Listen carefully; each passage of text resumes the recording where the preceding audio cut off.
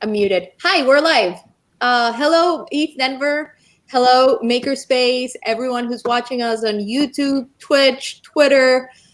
Thanks for watching. I'm super excited to continue with this conversation with Shperoid Universe. This is session 2 after we talked with Andre about augmented reality art in public spaces. We now are moving to talking to the team, the Shperoid Universe team, and the team is going to get hands-on to the nitty-gritty technological aspects, tech aspects of Shperoid. And then we're also going to be talking a little bit about the 10 artists and 10 cities where we are displaying some of the artists from the art project community. An open call that we put together with Shperoid Universe for artists working in the blockchain space, artists who are already tokenizing on 3D, using 3D tools. They submitted some of their work, and throughout the past month, the Shperoid Universe has been working with them very generously to help them achieve the results that you will be seeing today. In this talk, we have about 50 minutes. But we're also taking questions, whether you're seeing this on YouTube or whatever platform you are. Feel free to post your questions. I'm going to bring them to the team as we go. With that being said, I'm just going to give the floor to Andre, the CEO of Shperoid Universe, who's going to give us a brief introduction. And then the guys are going to get talking tech. Welcome. Yeah, thanks. Thank you, Jessica.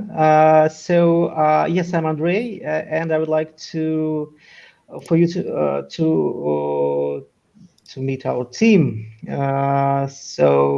Jessica, yes, thank you. So Alexey Ostapenko is CTO of Shperoid Universe, who is in charge of developing Shperoid script, programming language, and all the crazy stuff around it. And Sergey is leading visual tech guy who is in charge of computer vision and visual positioning system. He will also describe it in details a bit later in this presentation. And for those of you who just joined our presentation, I would like to talk briefly about augmented reality. What is it? What is all about? And give you some, maybe a few examples of what it looks like. Jessica, could you please show some of the examples of augmented reality objects that are floating in the sky? Yeah, for example, those.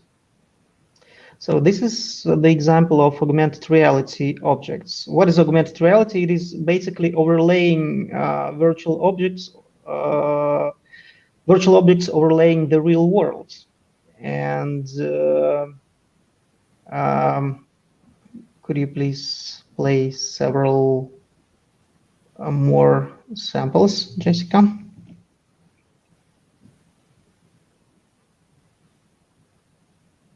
Yeah, thank you. So as you can see,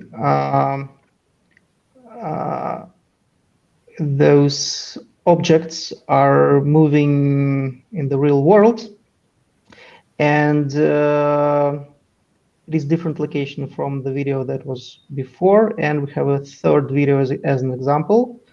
Could you please play it?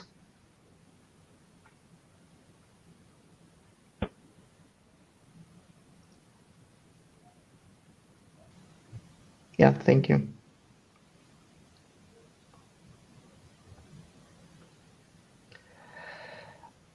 So these are the artworks that were made by Alexey Andreev, Russian artist, and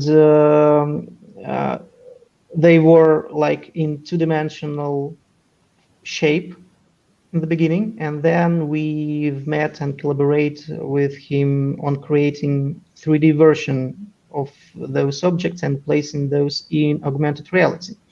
And so these were three different locations, and how an artist could place those objects on some particular spot.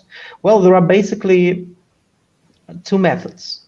First is when an artist is in that particular space and is placing the objects where he wants or she wants to, and but that's usually is a problem because you may want to place it and to show it in some area that is far from you. And if you want to place it in like different countries, like in USA and China, Russia, etc., you won't be really able to move from point to point, and that is why you need to have instruments for remotely placing those objects. And how do we place those objects remotely? Well, first of all, you have to know its geographical coordinates, and knowing those coordinates, you are able to place your virtual objects. Like you can use a map, like a Google map or OpenStreetMap, that's or satellite map that shows the environment around in a photorealistic way, and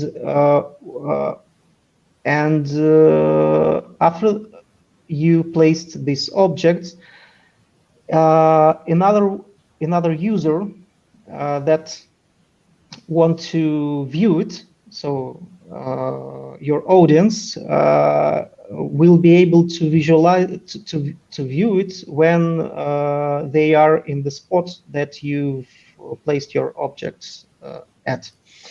Sorry for my English. And but there's a problem. If you have free space around you, like no large cities, no large buildings around, GPS will return you accurate results. But usually, when you are in the city with the dense buildings, with the buildings near one to each other, that makes signal from satellite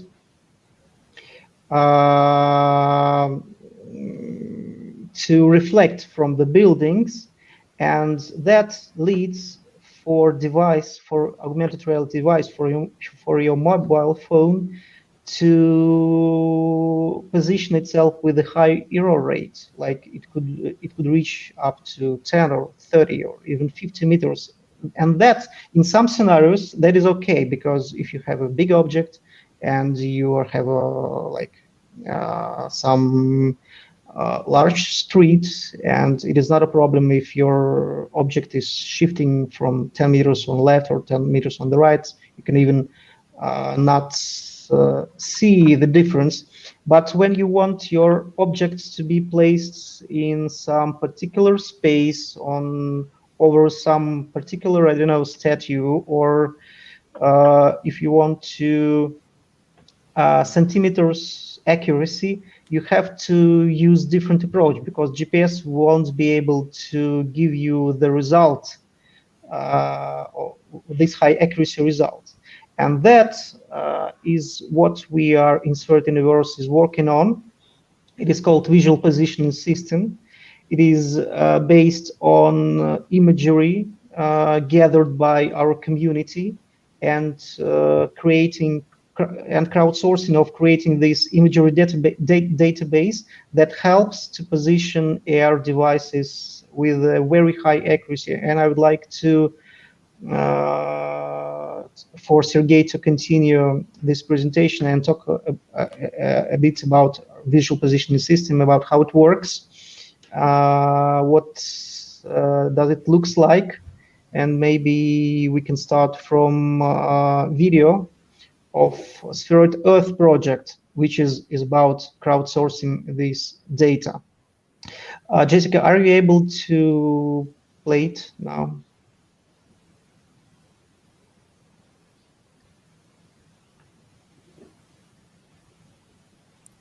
You are muted. Could you repeat? Which video do you want me to play? One that's 3D development. Okay. Yeah, thank you.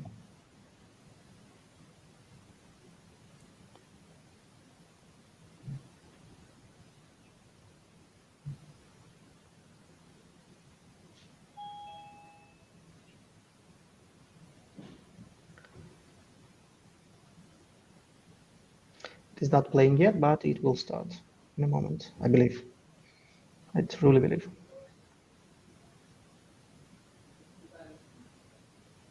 So this video is about us getting images from a location, and so the set of images that we got from the park, it is park with a statue with a monument inside, and we've made several images of that park, and then we use visual computer vision techniques to make something that is called 3D reconstruction. It is a method of creating 3D map out of two-dimensional photos, and we are ready to show the video with such example. Yes, as you can see on the left, there is a series of photos. In the middle, it's one of photos made, which is selected, and on the right, it is 3D reconstruction. So it is a 3D model created out of series of two-dimensional photos, and that is part of the results that will be part of our imagery database. And Sergey, I would like you to follow this presentation. So yeah, as Andrei said, using satellites to acquire your position yields inevitable inaccuracies, which can be, first of all, have a really negative effect on your renderings.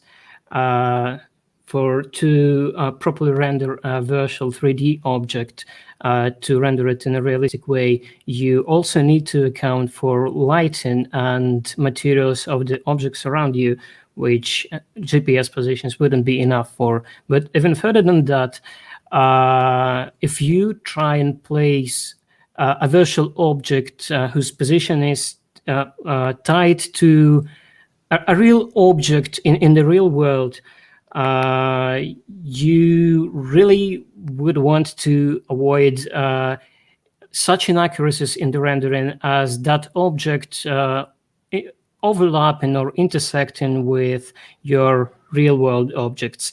And that is what would occur if you used GPS, whose error could be meters and even dozens of meters, depending on the situation.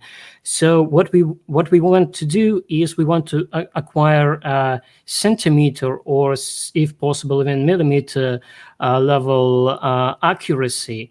And the way we want to do that is we want to use image-based localization. Essentially, techniques for that have existed even in 80s and 90s. It more or less accounts to collecting a collection of images of your scene and detecting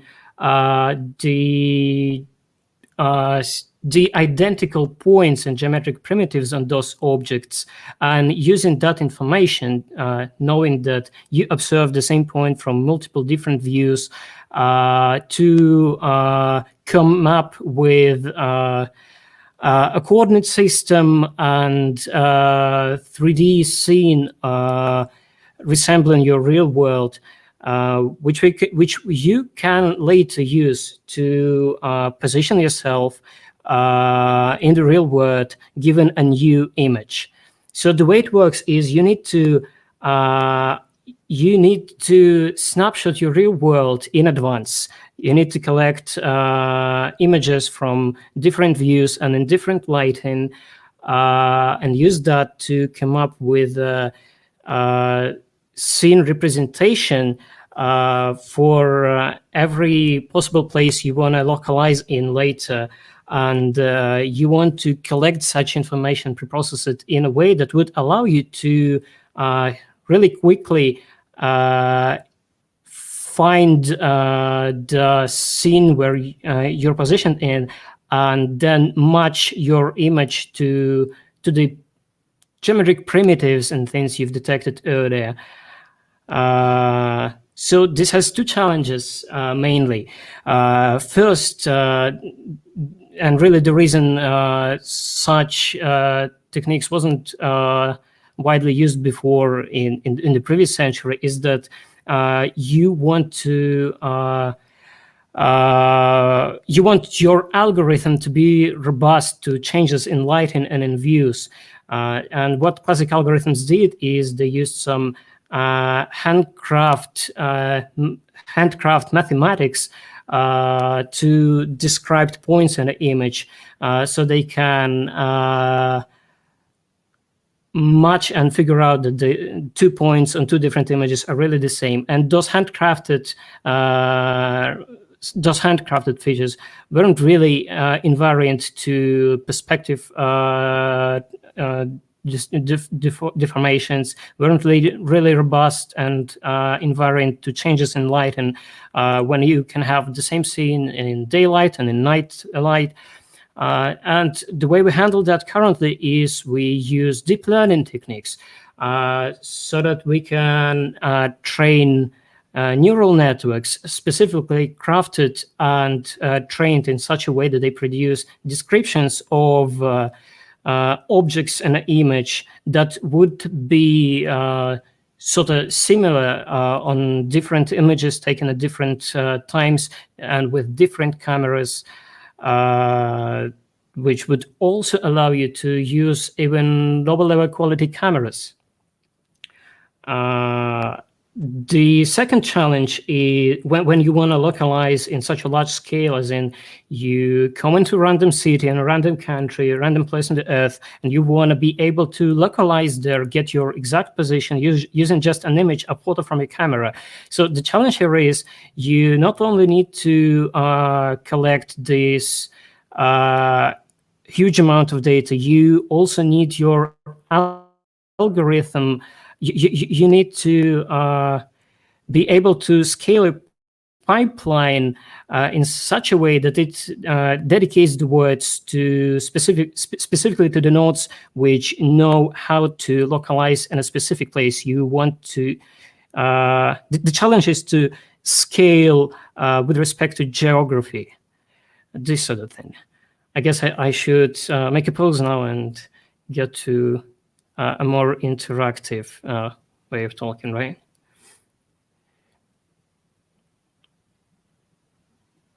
Andrei, you're muted. Andrei? Yeah. Thanks a lot, Sergey. And yes, the challenges that Sergey is talking about is about gathering this amount of data, this giant amount of data. And the problem is that there is no company in the world except like giants, few of them, like Apple or Google, Microsoft, some of those, who are able to gather this amount of data and to make a large, giant database. And in fact, they are doing it right now. They started it with, for example, Google uses Google Street View images for this purpose.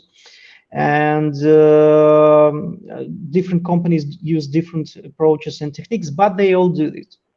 And they compete with each other. But there are so many companies with so incredible people working in those companies, and they are not able to get in this process because they simply don't have enough resources for that, and not a single company does. And what we found as a solution for this problem is, and blockchain helped us a lot. It is crowdsourcing, gathering this data with the help of community. And how do we motivate those people? Because we have to gather like incredible amount of data from all over the world, not only in the cities, from the cities, but from also every single space on the earth, if we want augmented reality to work in any single space of the earth, and we definitely do. And how do we motivate those people? Well, first of all, we have idea of sharing the results of this work to the people who do it with us. So we create and we followed with idea of private property for augmented reality.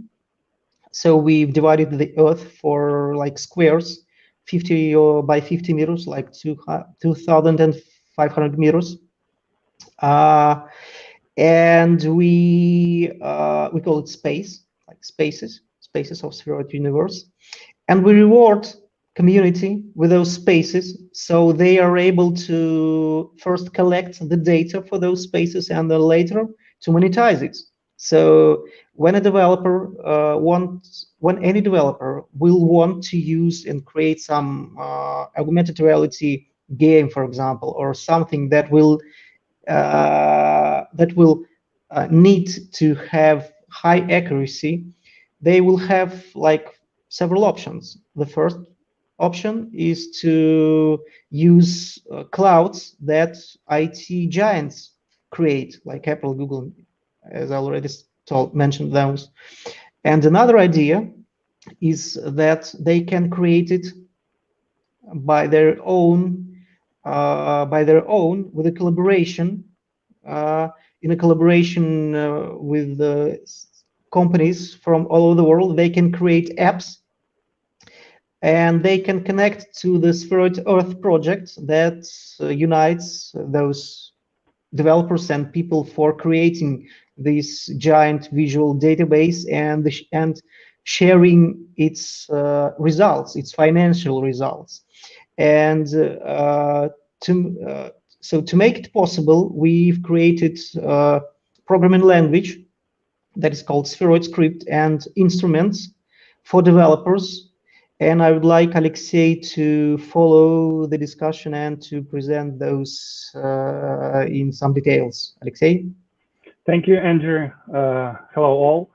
So I would like to show you our solution that aims to solve all the problems that mentioned before, including visual positioning, including gathering the data, big data, and others. So we've built our own platform with a lot of tools helping the third-party developers to create their own AR products. So all these tools are the part of our ecosystem, which involves not just developers, but general users who use the AR products that built by the third-party developers. So our ecosystem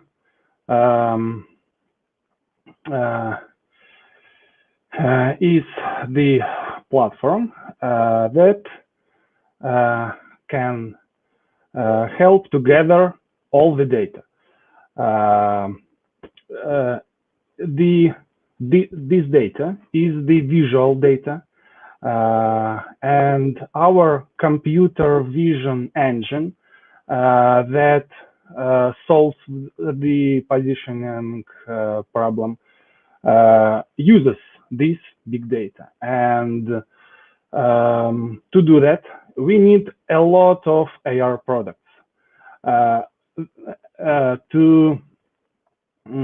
that users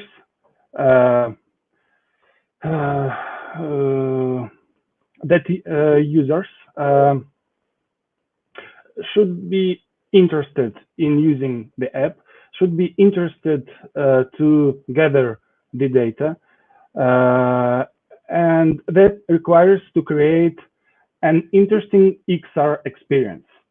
One company, one developer, or one team couldn't do so many rich experiences to involve a lot of people. That's how our platform can solve this. So we've also built our programming language to firstly simplify the development process of AR product. It's really easy and faster to create AR, any kind of AR project. And we've built a lot of tools that simplifies the development. It's an integrated development environment for developers. This environment just in the browser, the developers should not have powerful hardware to install complicated software. Already there, already in the browser. It's simple, it's easy. So also we've built a 3D editor to help artists to create their installation in AR, and to help put particular objects into specific locations accurately.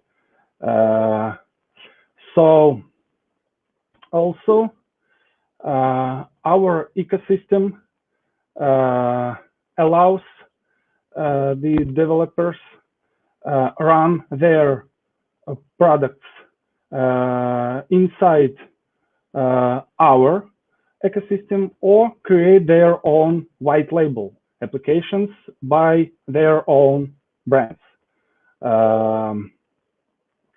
So our ecosystem has the application for iOS and Android, and if in future will be a lot of platforms for different kind of AR devices like glasses or something else.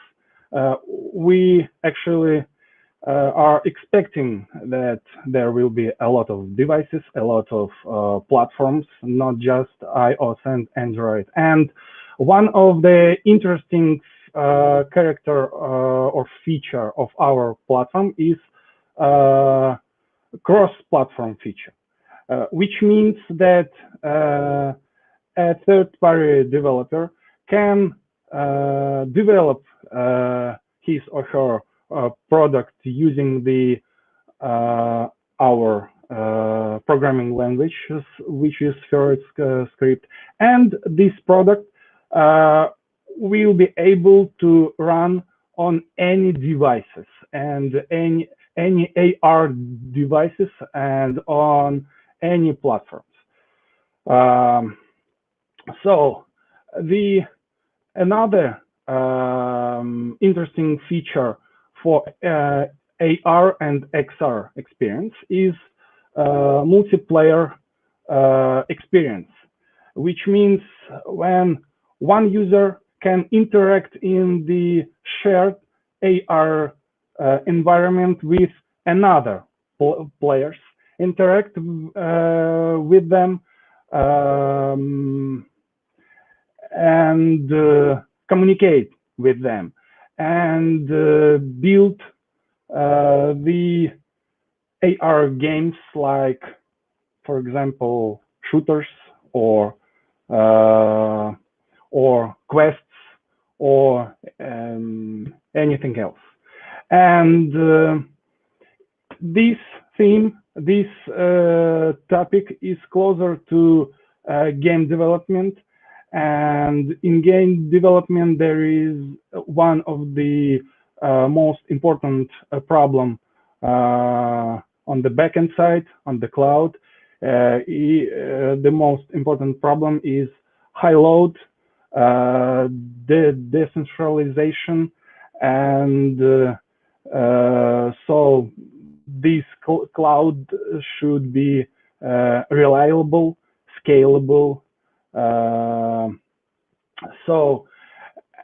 Because when people interact between each other in real time, there is a lot of data, a lot of real-time streaming data should be communicated between them. And we solve this problem as well, and give our developers a lot of frameworks, a lot of libraries to significantly simplify and simplify the development process. So the other interesting feature of our product is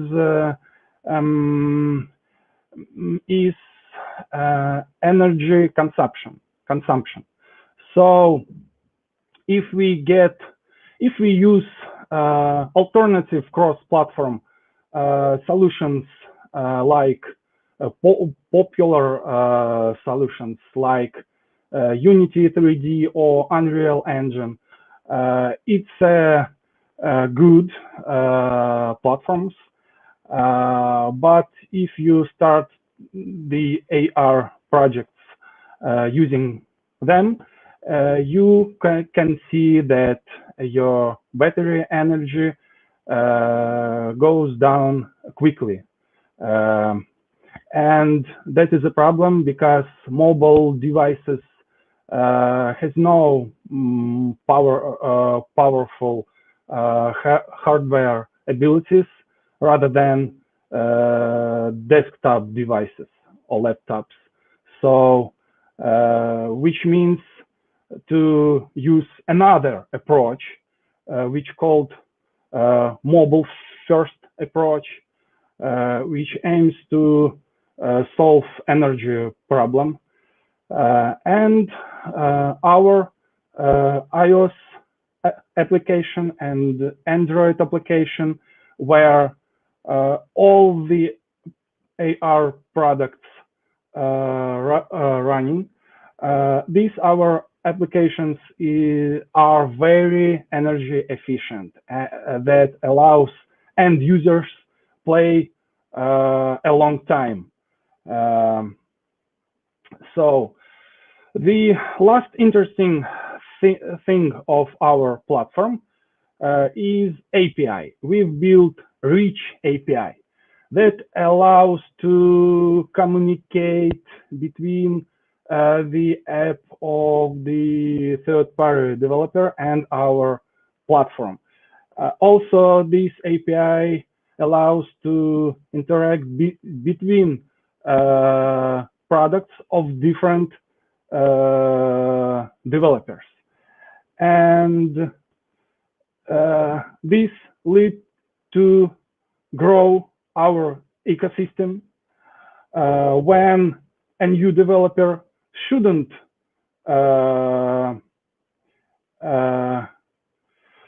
create their own, shouldn't solve all the problems because in our ecosystem there will be a lot of developers with a lot of libraries, which will be enough to solve any kind of AR experience problems in short term. So, and one of the most interesting API, part of our API, is the API to Shperoid Earth project. This API allows the developers who create their own AR projects to upload the visual data that will be gathered by the end users into our cloud to process this visual data and finally, that's how the visual positioning will be solved. Let me summarize it. So to solve completely the visual positioning problem, we need a lot of data, a lot of visual data. We need a powerful decentralized cloud. We need a lot of users who should be motivated to play games or AR products. And to solve this challenge, we need a lot of developers who will create a lot of AR products inside our platform. And that's how we are going to solve the visual positioning problem. Andrew? Yeah, thank you, Alexei. I would like to add something, add some context to the discussion. So maybe for those who just joined us, the visual positioning system is like a big, huge machine. There is a lot of things to be done to make it work, and the main part of this system is data, a huge amount of data. And how do we create it? How do we gather it? We need a lot of people from all over the world and developers from all over the world to create apps that users will use to get this data. And it means that we have to create another big part of the project, like powerful tools to be competitive enough to compete with the something that is also standard in our development, like Unity or Unreal Engine, and we compete a lot. And we believe, and you can test, and we welcome you to test and to join us. We believe we've made outstanding programming language that make possible creating apps that are powerful enough, that are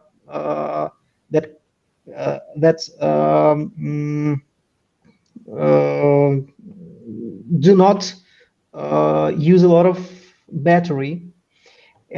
We are creating an ecosystem that help our participants and developers to simplify and speed up the development process. And that is all needed to create this XR cloud, to create this visual data. So we like to solve this problem. We have to solve another one, which is quite as big. And since we have a lot of tasks and a lot of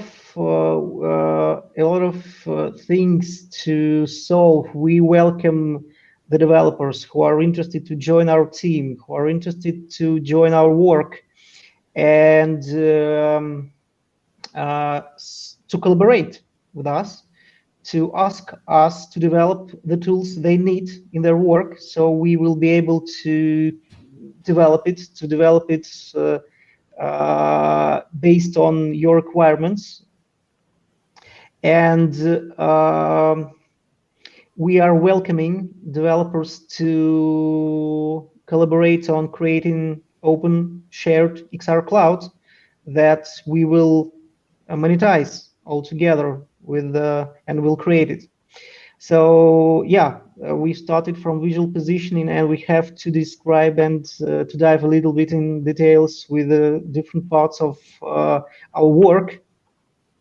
And yeah, that is what we do. That is how visual positioning works. So for the artist, how it will work. So in the end, at its release, and the first version of Shperoid is going to be released. Sergey, do we wait it for? It's approximately the second quarter of this year, right? So the first version. Yeah, I would think so. Yeah, will do. We hope so. And this will be the start of the process of gathering this data, which blockchain helps us a lot. Because again, we use private property for augmented reality to reward the developers and community with it. And blockchain helps us with it because every space is a NFT token on Ethereum,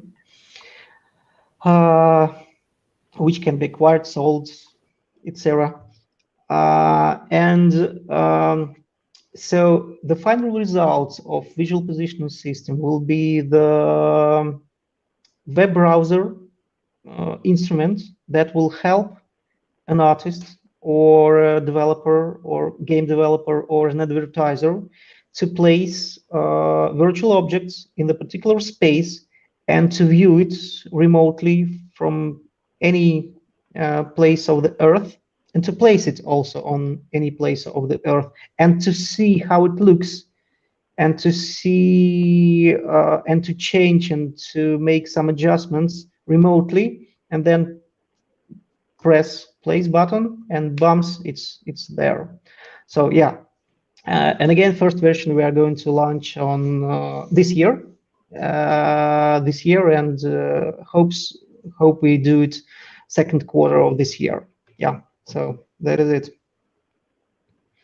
Jessica, would you like to join us and to talk a little about the open call for the artists that were made and the results that we received?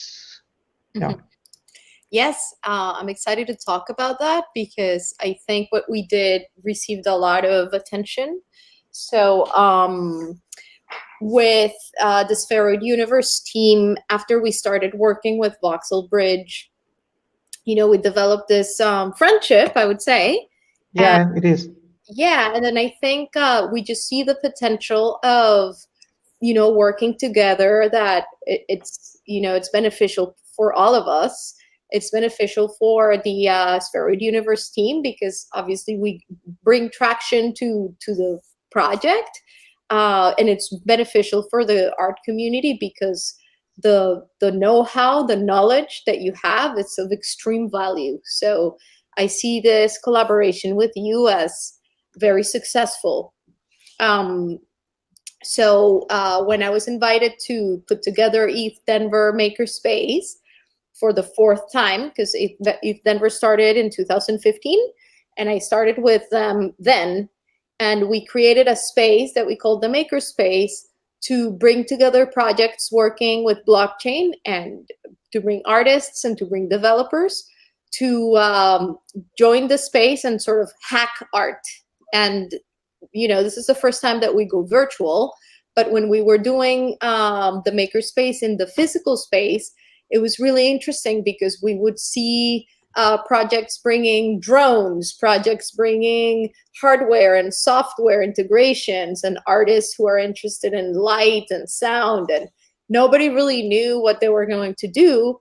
But then once at the hackathon, just like all the pieces started getting together. And so when I see that Andre, is Andrew's fan. They're welcoming people to their team, they're welcoming artists, they're open to collaboration. I think it falls right in line with the ethos of the Makerspace and the ethos of ETHDenver as a hackathon.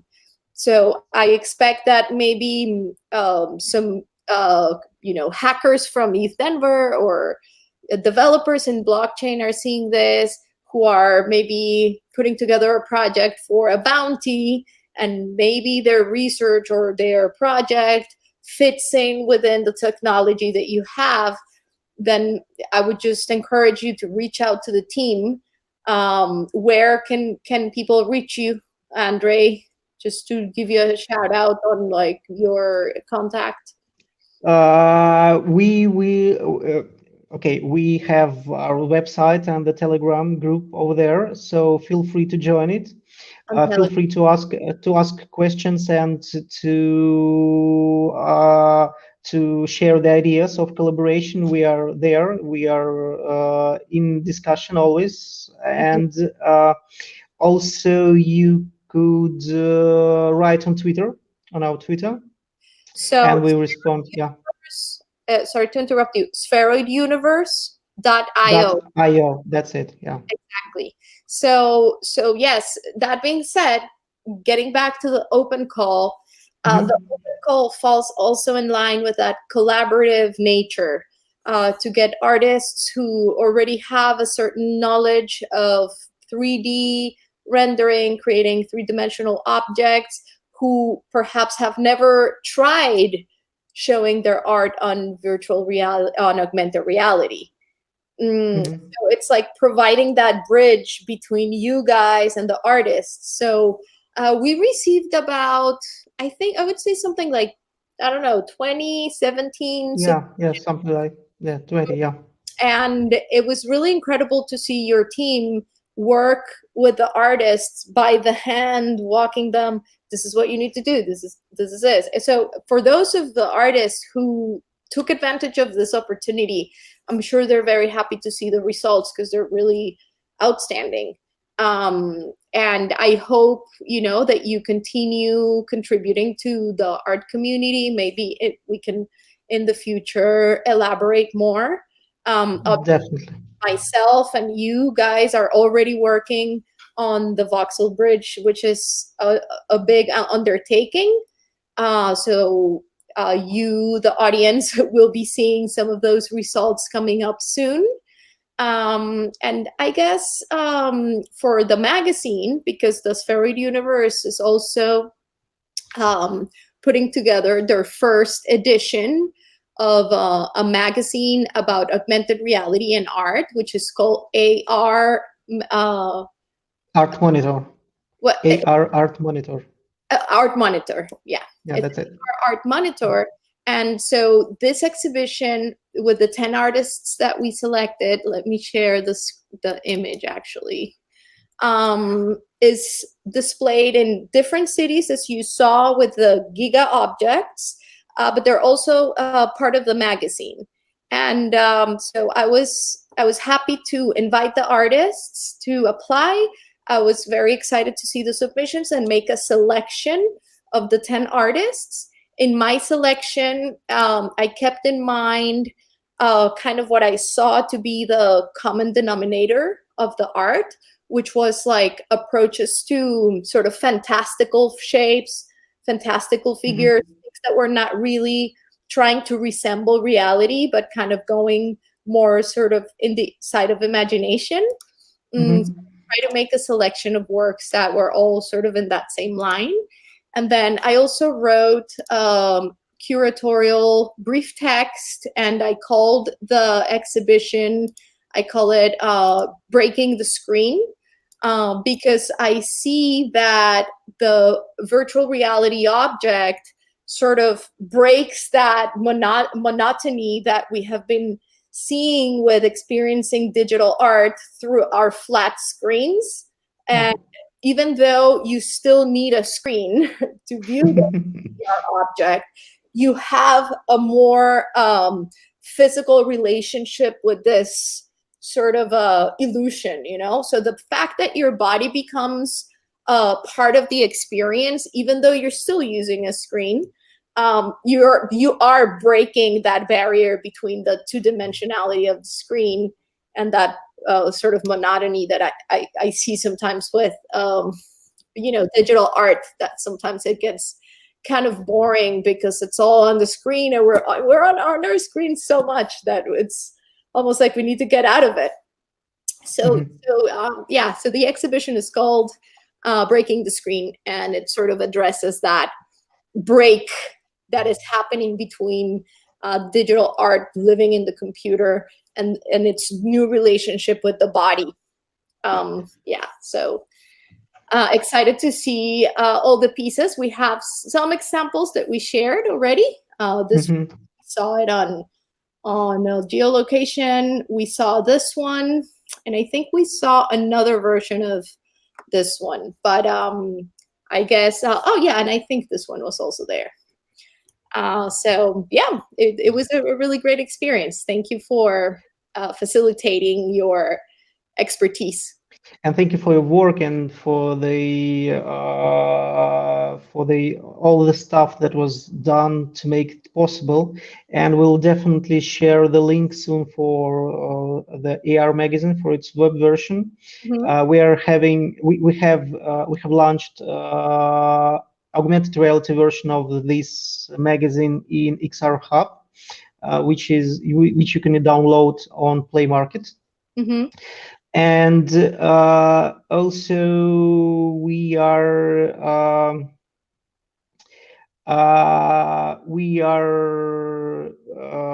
aimed to continue it, and we hope we can collaborate a lot in the future regarding it. So it was very interesting project for us. It is a very interesting project for us too.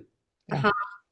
Well, excellent. Thank you so much for participating. We unfortunately have run out of time, but for those of you who are watching and want to talk to the team, feel free to jump into the Gamer Jive, the ETHDenver virtual space.